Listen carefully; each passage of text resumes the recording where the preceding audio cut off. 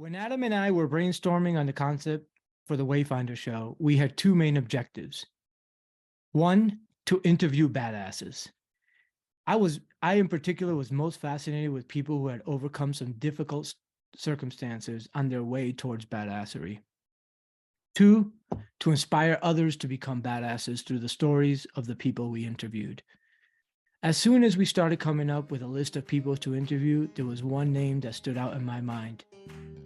Jose Ortiz. When I finally connected with him, he was somewhere in Puerto Rico and about to go on a bike ride.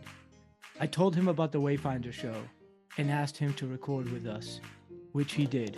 We ended that recording like we always do, with our Wayfinder 4 and then asking him how listeners who want to know more could connect with him. You will hear shortly that he told us that at that moment, he just wanted to surf, run, and bike. And then he referred us to his nonprofit that he founded, Run Hope Work. On April 15, I looked up at my Facebook page and I started seeing many messages of condolences about Jose. Upon further investigation, I learned that the day before, he had been struck by a car while riding his bike and died that day. To know Jose was to know one of the best possible human beings our Maker ever created. He overcame great odds to beat addiction and homelessness as a young man to become a very successful entrepreneur, selfless servant of his community, fierce competitor, and outstanding endurance athlete. But most of all, he was a loving family man, and I know that is what he will most want to be remembered for. Though his smile seemed to be such a regular fixture and may have well been a tattoo, it was never as big as it was when he was near his beautiful wife Kristen or his children Naslin, Bella, or Diego. Jose did a lot of amazing things in his life without ever looking for recognition. He just saw a person or community in need and took action. It was almost like a reflex for him, as I'm not sure he gave it much thought. Like when his beloved island of Puerto Rico was devastated by Hurricane Maria, he was the first to charter a plane and take much needed supplies to the island. Or when he recognized the power of running to transform lives, he started a nonprofit called Run Hope Work to do just that. The stories are countless, and in digging through his Facebook page, which has now become a virtual memorial of his life, I found this one written by Bobby Anderson to be impactful and most symbolic of who he was. 7 years ago, I could only run 4 miles. Jose took me on a run. He kept trying to convince me to try to run 10 miles and I refused. He said, okay, well, I'm running 10 miles, but we will do a loop where my house is at, the 5-mile mark, so you can stop and I'll keep going. We talked about so many different important life decisions I needed to make at that time. At one point, I felt like we definitely went past 5 miles, and I said, Jose, I don't think I can run anymore. I have to stop. He said, I'll show you my watch, but promise me you won't stop when I show you. I agreed. He showed me the watch, and it had just crossed the 9-mile mark. He said, you thought you couldn't do 10 miles, but you're going to. The last mile, I wanted to give up multiple times.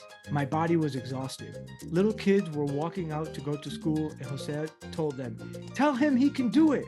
Tell him to keep running. They started chanting, you can do it. Go, go, go. After my perception of what I could do as a runner and what I could do with my life in general changed.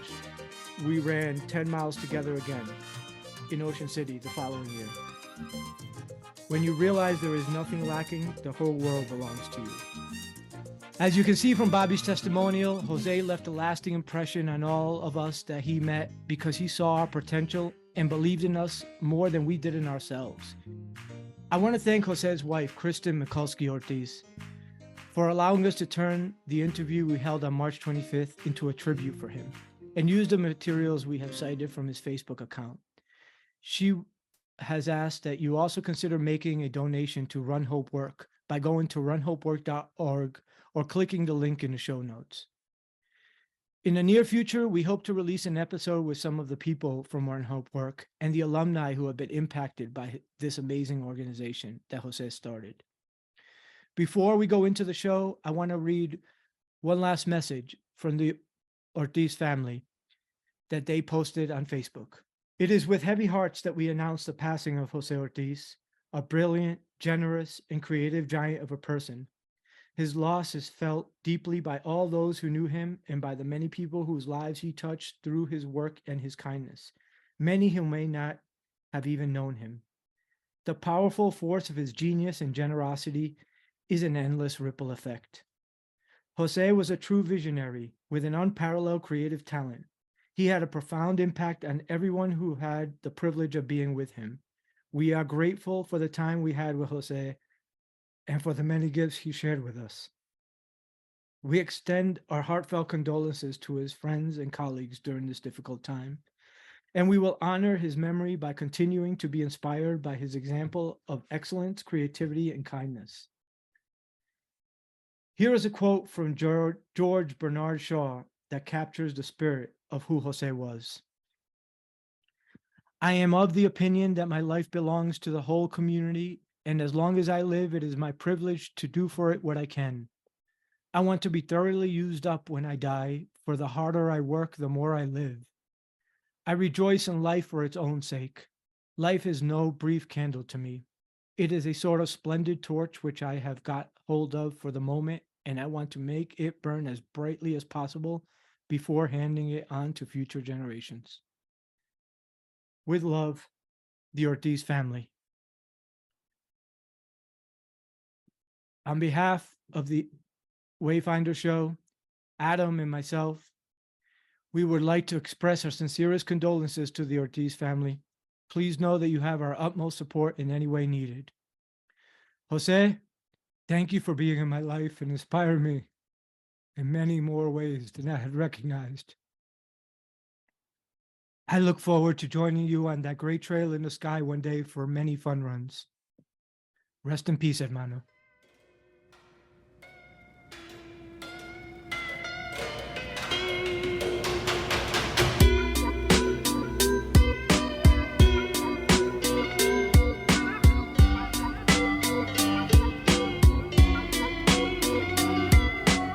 Welcome to the Wayfinder Show with Adam Lacey and Luis Hernandez, where guests discuss the why and how of making changes in their life that led them down a greater, more authentic path or allowed them to level up in some area of their life. Our goal is to dig deep and provide not only knowledge, but actionable advice to help you get from where you are to where you want to be.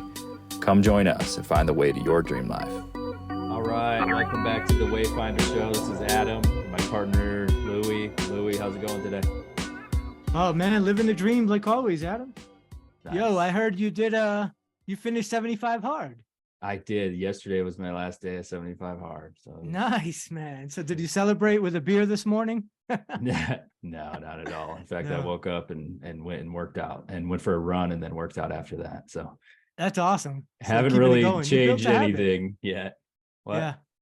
You built a habit. I mean, really good habits from that, didn't you?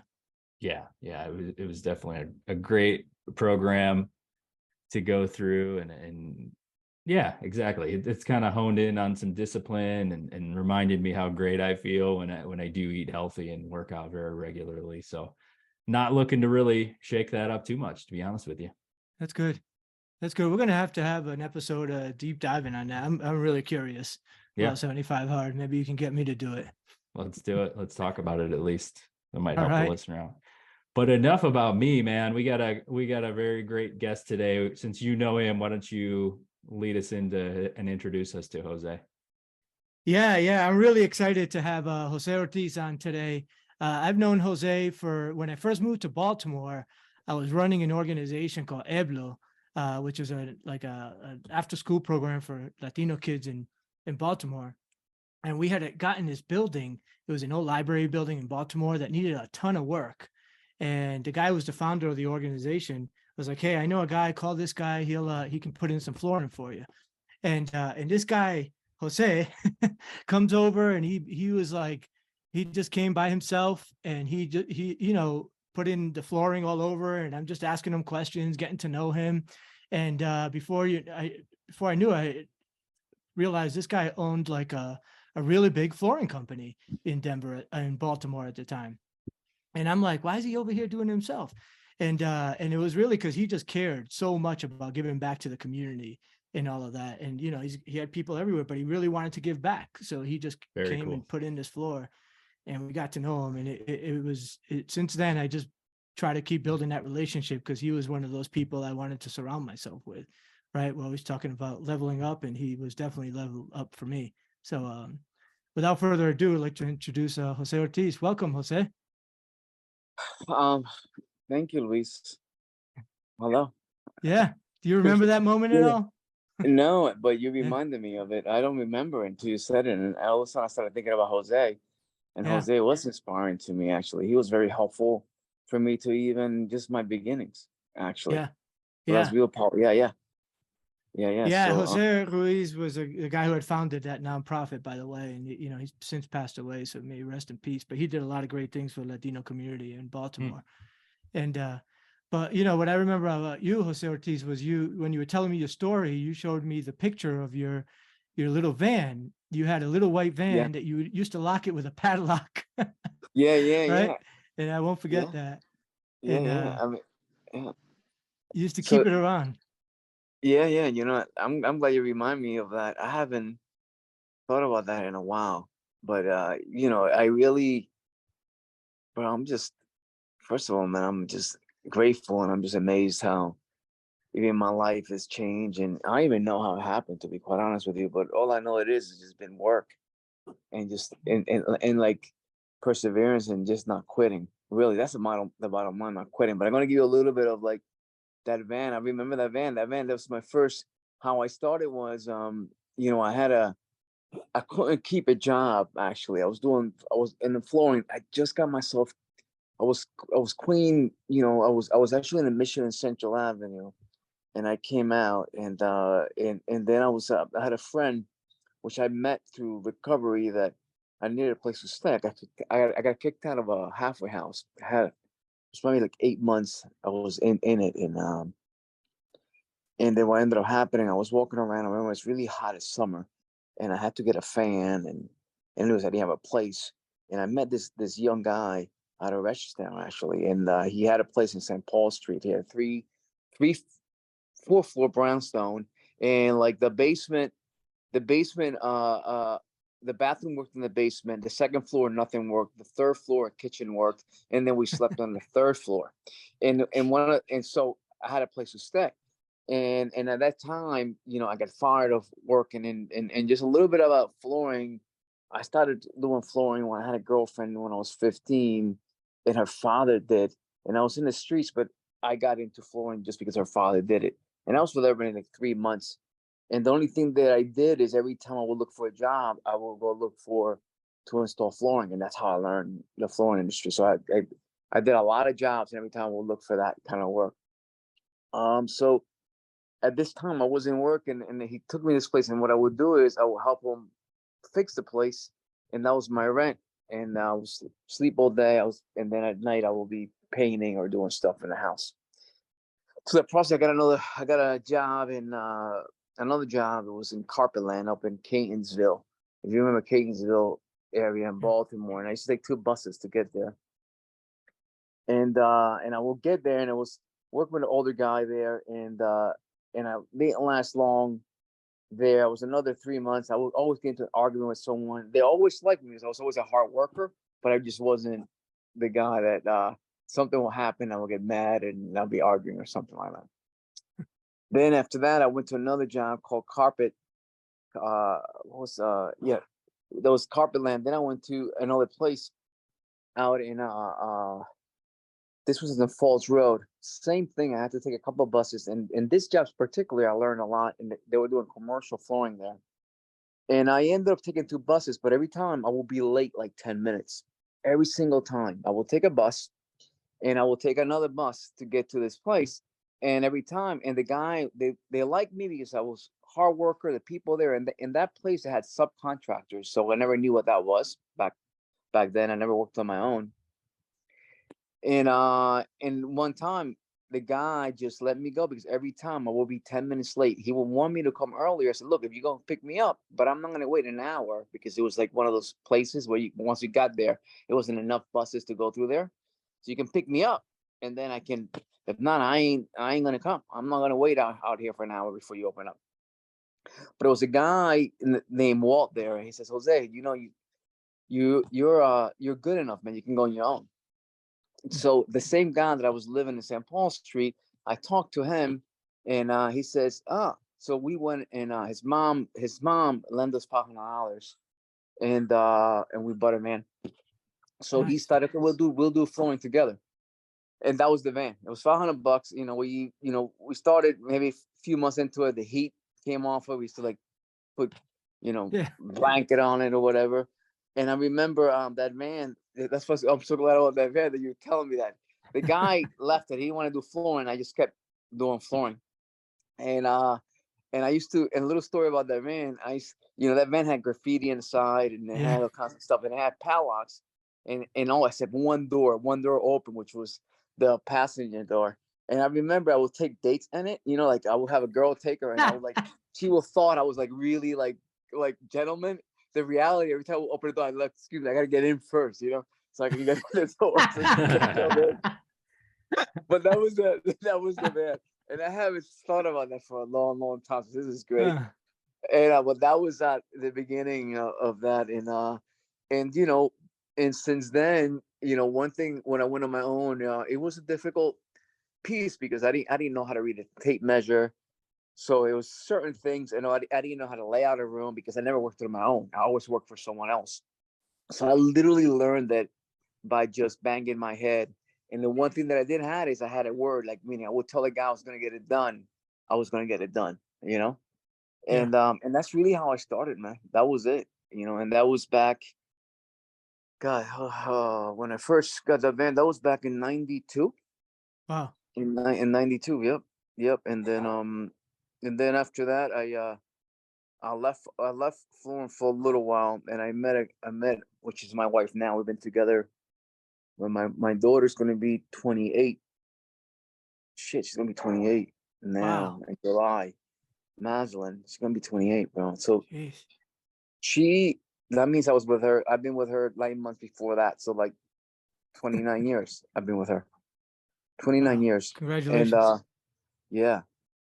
And so she came in my life. She got pregnant, and I did not really want to be with my wife. I just like, man, what am I doing? And I made a commitment to, and I remember the little girl looked in my eyes when she was born, and it's like she stole my soul. And at that time I left flooring. I was biking and bootlegging t-shirts all over the place. And at that time I was clean. I was a few years clean, and I was bootlegging t-shirts. And I would work twice a month, do the Preakness. I will do the infield, and we will take the t-shirts and wrap them like in sub paper and stuff. And we started doing, I will go to the schools and also do like cabinet hop t-shirts. I have a 9th grade education, and I will go to this is another great story. I will go to these schools. One of the times I went to Chicago, we went to Purdue one time, and I'm there, telling them, and I will tell a story that I'm paying for my school, and I have to sell them a t-shirt or something like that.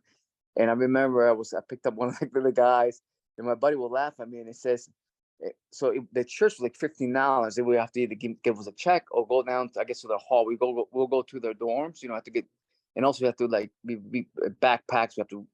We got caught a few times, whatever. But this specific time, I will go and tell him this whole story. No, I got to pay for my school, and he came in the elevator to go pay me. So he said, "Oh, so what's your ACTs?" And I looked at him really serious. I said, "Oh, it's 4,600." So like completely way off. The guy looked at me. And I didn't know. He gave me the money. Then I told my buddy. My buddy started laughing. But that was so that's the type of stuff that I would do. But the one thing that I always did is when I said something, I would do it, man. And I just would I will work hard, Yeah. So that's a little bit of that, how I started. Mm-hmm. That's a great story, man. I really like how you picked, opened the door for your dates. That's hilarious. Yeah. So you, when I remember had met you, were already starting to have some success. I know you had quite a bit of business. You had to work the warehouse and everything, but I think you were starting to get some government contracts, right? Around that time. And you eventually, what year that we met? probably around 01, 02. 01, yeah. Got you. Yeah, yeah. Because Yeah. I opened Allstate Floors in '96, but I didn't really start doing business like in around '98. Yep. So Yeah. that makes sense. Yeah. So So what how made you big did it? decide to open that business then? Because you were in roofing for a while. I'm assuming you got kind of sick of it and decided to get into some other No, flooring, things. flooring, flooring, flooring. Oh Flooring. yeah, Always, flooring. I'm always in sorry. flooring. Yeah, yeah. Yeah. That's fine. Hmm. What I never really left it. I left it because I hated it, and then my daughter was born. My daughter was born, so I got back into the flooring. Yeah. And so that's really what made it happen. It's really my daughter and just sort of committing, like just shit. I got to change my life and make sure that she gets what she needs. So that was really the first time that I even that I went through that direction. If that makes sense. But the Yeah. business wise, it was maybe 2 years before that when I met my buddy, got the van. That's really when I started realizing that I could do this. But I didn't have a business mentality, if that makes sense, back then until my Sure. daughter came out. Mhm. So what was it that happened that it went from being, a solopreneur basically, or with a partner with a van, just riding around installing flooring, to growing like this big flooring company with government contracts all around the mid-Atlantic? Like, I mean, So it the got quite first thing, big. yeah, the first thing is right around in '98, I had a friend that it was really. You remember Gary? I brought him in. I didn't have no partners then, and he was selling cars, but he had it really well spoken. He was Gary was very I well do remember him. spoken. And yeah, yep. So he was, Afro American, and I knew him for a long, long time. But I didn't quite. And at that time, he was going through his own transition. I said, "Why don't you come and work with me?" And like, well, and I literally gave him 30% of the business, and I gave him $3,000 to come in. That's really what helped me, because before him, I literally just was uh installing floors for different flooring companies, residentially, commercially, and that's what I would do. I would just go to the stores and knock, and they will start giving me the work to do the work. So that's how that happened. But with Gary had a different mentality. He was very like sort of proper, and I was at that time I was very scared of talking to customers. I wasn't some guy that had that. Anybody that had a suit on with a tie, I'll be very like, I automatically thought they were You didn't smarter than trust him. me. Yes, I just Yeah. didn't want to even deal with that. So yeah, so that was so Gary came for that reason, and Gary taught me a lot. And when he came in, he would tell me little things like, Jose, good for you. Jose, you just got to dress. It's just a uniform. Just think about it like a uniform. Don't think about it nowhere else. And so he started like, I trusted him. He's the one who made the calls, and he made me look really good. That's really what happened. So, Mm. and then through that process, I started gaining some confidence. And then, I was always an entrepreneur that I just didn't know it. I didn't know it. Yeah.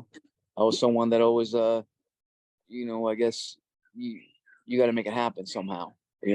So, but that's what happened. Yeah. Mhm. So you found somebody who basically had the skill set that you didn't have at the Exactly. time. And Correct. you were not, you didn't try to be greedy and hold on or anything. You let it go, Yep. and shared the wealth with them, and it helped you really grow it. How And that much of a that time it multiplier was very effect? small. I didn't have nothing much. Huh? What was that again? Like, Say how that much again. of a multiplier effect was that? Like, how big were you before Gary, and then how big were you When I after met Gary? Gary, I was maybe doing 100, maybe a little bit 100, 150, maybe the most. Yeah. I Yeah. had a little office right on. You remember because you kind of remember that area. Walk right on Hartford Road. A little strip mall with a Yeah. little like by Montebello Park. If you remember Yeah. Yeah. Montebello I used to Park, live the around running. It was a there. street, a little bit over there, and there used to be a little room. I had an office there, which was probably the size, maybe I don't know, maybe 13 feet wide by 20 feet deep, and that's where the office was. We'll have like carpet rolls in the entrance and stuff, and we had 2 desks back there. Mhm. But the multiplier, I was, I wish I could tell you that a business plan, but it was never like that. It kind of just evolved. I would just, a lot of my intuition. I just thankful that I had a lot more pluses than then, but a lot of it was very much in the spot, man. I would think of something, and I believe, man, if I did the right thing, the right things will come back. So I believed a lot in goodwill, and it's too many people that helped me through the process. So, and I was just unwilling to fail, really. It just wasn't in my. Don't get me wrong. Many times I wanted to quit, but I just didn't. Yeah. So. I'm still. If you don't, do you still have Allstate flooring? Yeah. Right now I'm in the process of letting it go somewhere to my employees. Yeah. Yeah. Wow. How many employees do you have right now? Well, I used to have a lot more. Now I have 30, but at one point I would have, I don't know, 150 maybe. That's great. So that's all the. Did you also use subcontractors to do the work, or you had all? We had a little bit of both, subcontractors and in-house. A little bit of both, yeah. Yeah, that's great. Yeah. But yeah, I mean, it sounds like you took that thing from you in a van and grew it pretty big. Yeah. But go ahead. No, go ahead. No, I was going to say, I also heard that you started doing some work with some nonprofit too along the way. Can you speak a little bit about that? Well, that came after. That came after, and I think it was a little bit. I ended up going to DC. One of the intuitions again, it's like I got to open an office in DC at that time. That same guy that I told about, a partner, it wasn't working anymore, so I paid him off, and I ended up opening office also in DC. And I would drive. One of the guys that was working for me at that time, and it was through running. And this was great because you guys, it seems, I know Luis is a runner, and then you're and I started running in 2007. That was the first. I did my first, and it was this guy Matt that I knew through a Landmark, just to connect all the pieces together. When I did Landmark back in 2000. And what exactly is Landmark, Jose? What is Landmark? What is Landmark? What is Landmark? Landmark, I did it back in 99, December 99. That's why I say 2000. And Landmark is just let me give you a little bit of, Angelo invited me because he needed some money to pay for it. And I said, okay, I'll do it. And it sounded, at that time I was struggling with the business, keeping people, understanding the business. This sounds something that would be great for my training. But it really wasn't. What it showed me a whole different way of thinking. It kind of took my blinders away. And it was really about the essence about what you don't know. Like, you don't know what you don't know. And matter of fact, that was really the best schooling that I had for business. And it was really about transformation. It was about, how can I, for me, it was really about taking the story away or whatever I think about it. And it's all really about my actions, and the results. An example, one of the things that happened there was that once I was involved for 3 years after that with it. I would do a lot of classes and a lot of courses. But one of the things that came out is before that, I was really just forced and thought that I had to be with my wife. The only thing that I thought about my wife is I thought I loved her because she washed my clothes. She did, she cooked for me or something like that. I never really was able to embrace that. And I remember one day I came out one Saturday and I saw her, and I was completely in awe with her, and just really present and just alive I'm so thankful that I have her in my life. That's kind of the stuff that it did for me. In business, what it did is, the reason I bring Angela, because Angela, we're mutual friends, because he's another person that I will have people always in my life that will play a lot of roles that I'll call them like maybe my angels, I want to say. And Angela was one of them. And at that time, he was really working in the city. He was really engaged in the city. Yeah. About Baltimore, and he wanted me to be part of this Hispanic Latino engagement. That's how I met Jose. At the whole time. And before that, remember I told you about the guys with suits? I go and talk to them. And I remember that I had an ad hoc committee for Hispanic business. And so I got engaged in this committee. And when I did the landmark, I remember sitting in the table and I'm just seeing people with suits on, with the ties on, and I'm terrified. And they were talking about bills. What about this for the city and all that stuff? And I remember that I was like, I remember raising my hand, which is something I would never do. And that was after landmark. And I said to them, I really don't know what you're talking about. And at that moment, the whole circle of people that I thought lawyers or whatever, I thought they were some special, that had some special magic or something, they all kind of like really got relaxed themselves and they all follow suit. And that was the first time that I realized, oh, people are just, they don't know what the fuck they're doing either. So that was a very inspiring moment. And I will attribute that moment to a lot of my business after that. Because after that, I just tried whatever. I didn't care. I will just try it. Said, all right.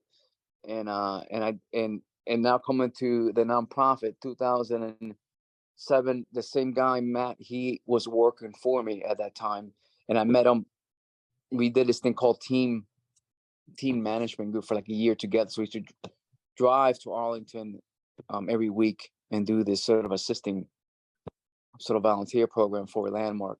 And that's how we knew each other. Before that, I would have hang with a guy like him, if that makes sense. But we became really close. Matter of fact, he's my financial advisor now because he got into that. Nice. But he was running and he said, Jose, well, let's go ahead and do the half marathon in Philly. And I'm like, I don't know. All right. And I said, okay. And I never really ran. I was doing some gym works out and I started running. And I remember the first time that I ran 3 miles, I was like, wow. I was amazed, right? And then by the time we got to Philly, he was really committed. He like, I would say, no, I don't want to go to a long run. And he was like, no, he will literally drive to my house, get me, and we will go to the run. And then I went and I did the half Philly. And I remember at that time, all I've done was 8 miles. And I remember going to a 10-mile marker and it says run for your life. And I remember seeing the sign and I literally took it to heart. Like I'm running for my life. And since then I didn't stop running. And, and I've done quite a bit of running since, and then I got to triathlons and Ironmans and so on and so forth. But the one thing that really, one of the long runs that I remember came to my mind. I got it. Run, hope, work. So it's like mind, body, and spirit. So, and that's how the nonprofit came about. It was really just an inspired thought as I was running. And I thought to myself, well, I do some meditation. I know my mind's the most powerful thing that I need to have to stay still enough so I can work. And so it was really about training guys, doing flooring and doing all the trades, because I believe that, if you're not right with your mind, if you're not right with your spirit or your physical condition, you can't be a good worker. So that's really how Run Hope Work came about. It was an inspired thought. And since then I don't know, it's been almost 8 years now. So sorry, what is now. Run Hope Work? What do you guys do?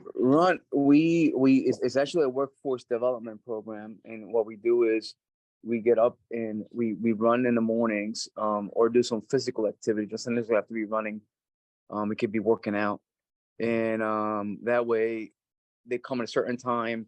And then one thing about running or working out is I've never had a day that I felt bad when I left. Right, so it's a sense of like completion, a sense of feeling, I did something. So to me, it's all about work. So, so that was one of the first senses. And again, it's just a metaphor. It's not about the physical condition, but it's really a small snippet of life that it takes something. You do it, and when you're done, you have a sense of accomplishment, like you pay your bills or something, right? Yeah. Then the other part is the meditating. And when I call that, we do meditating or bring people to speak to give them some sort of sense. Well, they always like, the phones right now, everything is like moving. It's like the most powerful. I tell these guys, the most powerful you have is between your ears. That's, Right. the power of your mind, and so, start noticing it, pay attention to it, So so, and then the other who piece is participates in the program? Sorry, keep going. who participates in the program is actually 18 to, and now it's actually many old ages, but it's mainly guys that been incarcerated, guys that homeless, and they want a second shot. Yeah. And you give them work too, so they come and run with you, and then Yeah, work. Or but what? you know something, I give them if I can. I mean, I'm not nearly as big. I can't hire all these guys. That's why we train them in different trades.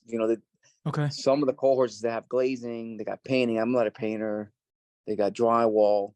Now they're doing some IT work too. To me, it's for them to actually become self-sufficient and go to work. So it's really not about flooring. It's about Yeah. just work itself to get these guys working. So do you actually bring in people to help train them, or you just kind of give them the right They mindset got guys. and They got direct? guys that come and train, and then some places they got some. Yes, definitely some they get trained through unions. They get trained through, and I'm not a union shop, but I know the unions have the best training sort of mechanics. So through unions, or they get trained also. The IT is more directly with some experts in IT. So that's kind of the way they get trained, and then I do the flooring. The way that we do, we got some videos throughout. And it's just 2 weeks. The place that we're in, we either replace where we need to stay, and then sort of the landlord, we kind of like make their place better.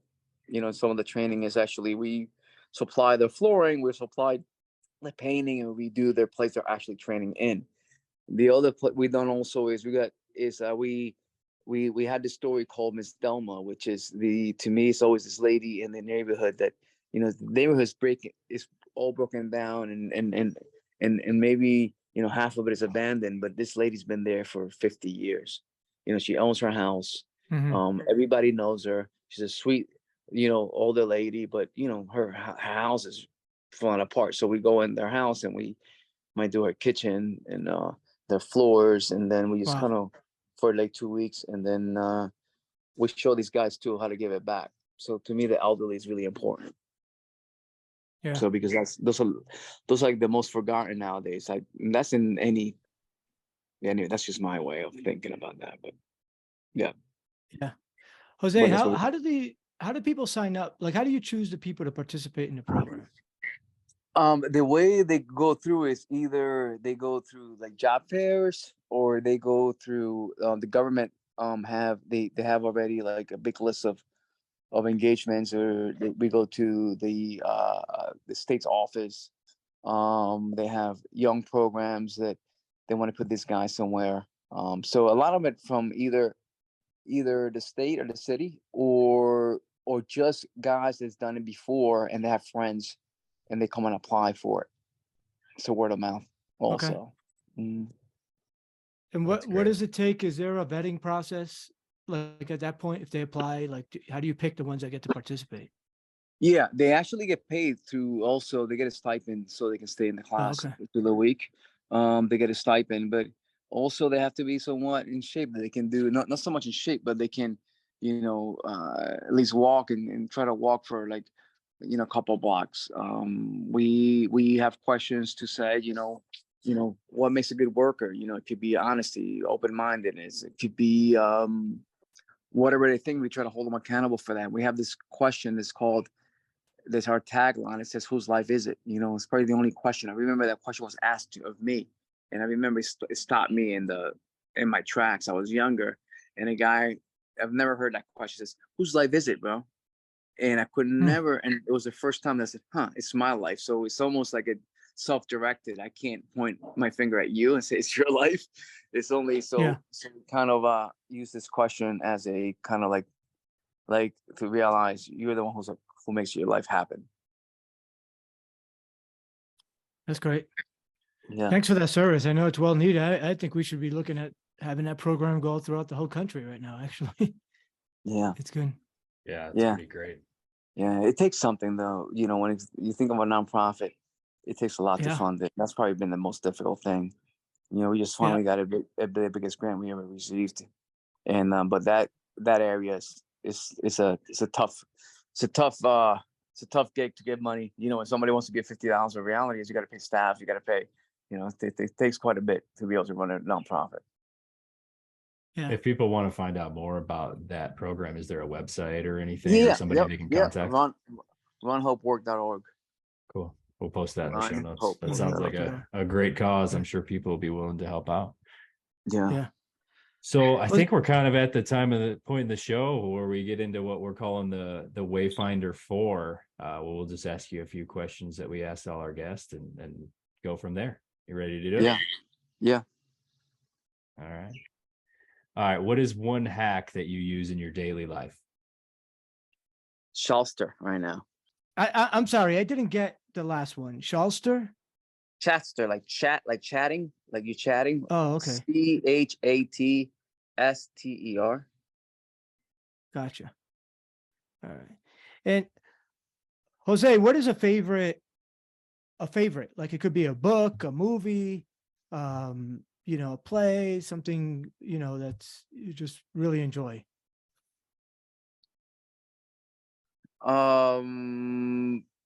The Power of Now. Oh man, Eckhart Tolle. Yeah. You're not the first one to bring that one up. That is a classic. Mm-hmm. All right. Now, what is a piece of advice you would give your 25-year-old self if you could go back and let's assume he would actually listen to you? Listen to what others got to say and consider it. What is it that you think keeps people from being happy? Themselves. Can you expand on that a little bit? What about themselves? My own perspective, my perspective of what I think it is, not allowing other perspectives to come in play. Like realize the big world out here. Yeah. Love it. All right, Jose, this has been good, man. So if anybody wants to get a hold of you, obviously there's Run Hope Work, which we can direct people to, but is there any other way you'd like people to follow along or get to know more about you? Is there anywhere they can go? I don't have anything else. I don't know. Okay. You can email me if you want. I can give you an email, but I don't know. Right now I'm in the middle of I'm completely going.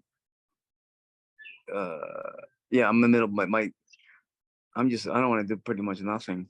I mean, I'm almost doing something, don't get me wrong, but all I want to do is like bike, surf and run. And that's basically what I want to do all the time if I can.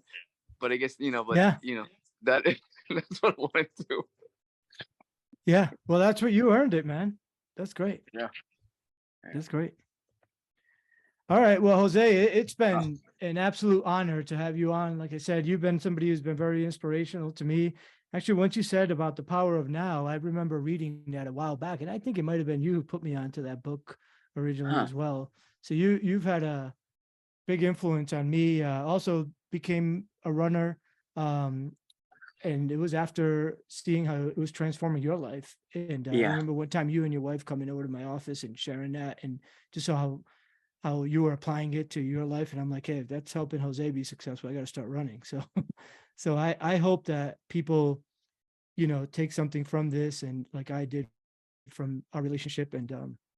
And I want to thank you personally, and for not just myself, but for all the good you've done for people, the youth and people in the Mid-Atlantic region with Run Hope Work and everywhere else.